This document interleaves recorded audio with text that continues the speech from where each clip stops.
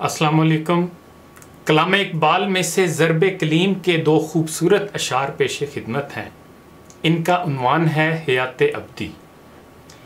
पहले शेर सुन लीजिए।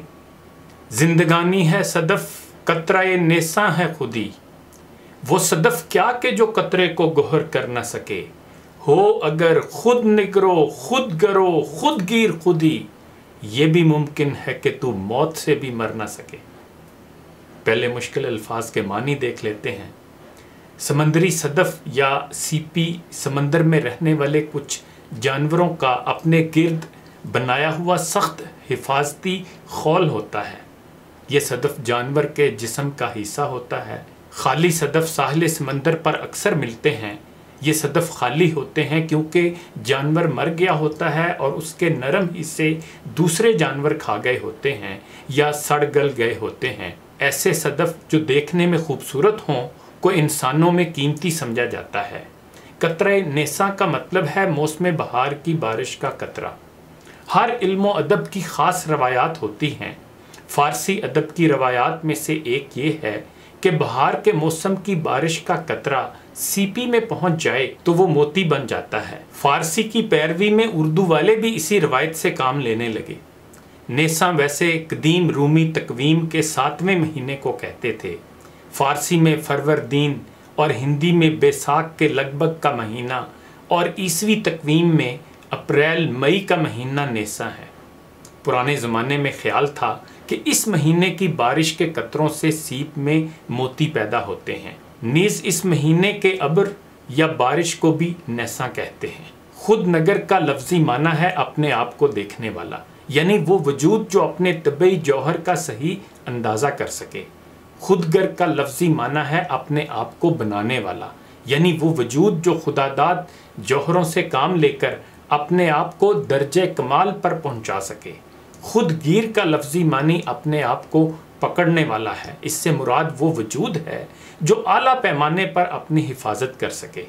पहले शेर की तशरीह में गुलाम रसूल महर कहते हैं कि अगर ज़िंदगी को सीपी फ़र्ज़ कर लें तो खुद ही इस सीपी के लिए मौसम बहार की बारिश का कतरा है। जो सीपी कतरे को अपनी आगोश में तरबियत देकर मोती न बना सके वो किस काम की।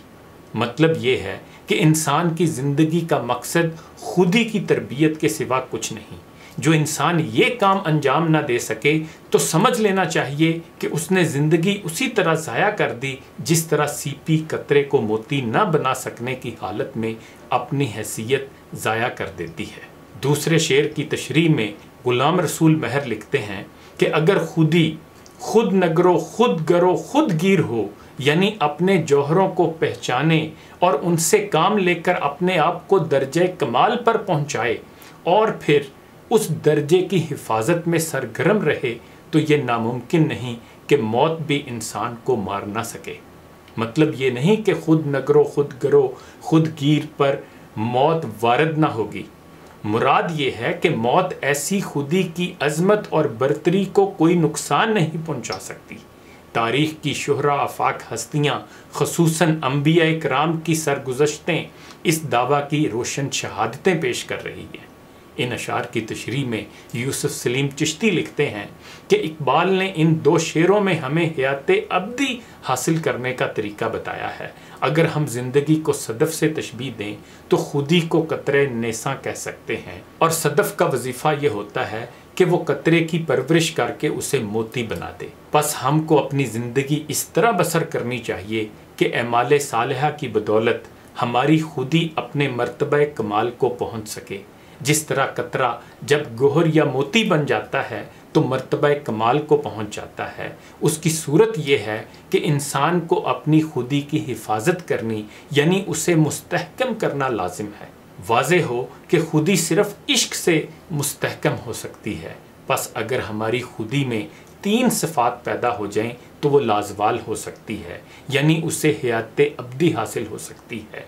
वो 3 सिफ़ात ये हैं: खुद नगर, खुदगर, खुदगीर। खुद नगर का मतलब ये है कि हम अपने माहौल से आगाह हों, दुनिया को देखने और समझने में दूसरों के मोहताज ना हों। मसलन दुनिया को काफरों की निगाह से ना देखें। खुदगर का मतलब ये है कि हम अपनी तरबियत और इस्लाह खुद कर सकें, दूसरों के दस्ते नगर ना हों। मसलन अंग्रेज़ों का ज़ाब्ता हयात इख्तियार ना करें। खुदगीर का मतलब ये है कि हम अपनी हिफाजत खुद कर सकें, दूसरों के सहारे अपनी ज़िंदगी बसर ना करें। मसलन कॉमनवेल्थ, IMF, वर्ल्ड बैंक या UNO पर एतमाद ना करें। इन तीनों सफ़ात से खुदी में पुख्तगी पैदा हो सकती है। फ़ारसी कलाम में भी इकबाल एक मुकाम पर ये कहते हैं कि अज़ा मरगे के मी आयत चे बाकस्त, खुदी चो पुख्ता शुद जे मरगे पाक अस्त। कि मैं तबई मौत से नहीं डरता कि ये तो आके ही रहनी है, और खुदी जब पुख्ता हो जाती है तो वो मौत से पाक हो जाती है। फिर कहा जे मरगे दीगरे लर्जत दिले मन जाने मन आबो गिले मन। वो एक दूसरी मौत है जिससे मैं डरता हूँ और जिसके तसव्वुर से मेरा दिल, मेरी जान और मेरा जिस्म डरते हैं।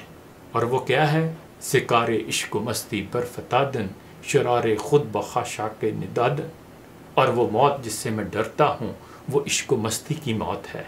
मैं अपने अंदर मौजूद शरारा इश्क के बुझने से डरता हूँ, वरना तबई मौत का मुझे कोई डर नहीं। इस मौत को तो मर्द मोमन खुशी से गले लगा लेता है। निशाने मर्द मोमन बातु गोयम चु मर गायत तबस्सम बर लबे उस्त। मैं तुझे बंदे मोमन की निशानी बताता हूँ, जब उसे मौत आती है तो उसके ज़ेरे लब तबस्सम होता है। सुभान अल्लाह। इन्हीं गुज़ारिशात के साथ इजाज़त चाहूँगा। अपना ख्याल रखिएगा। अल्लाह हाफ़िज़।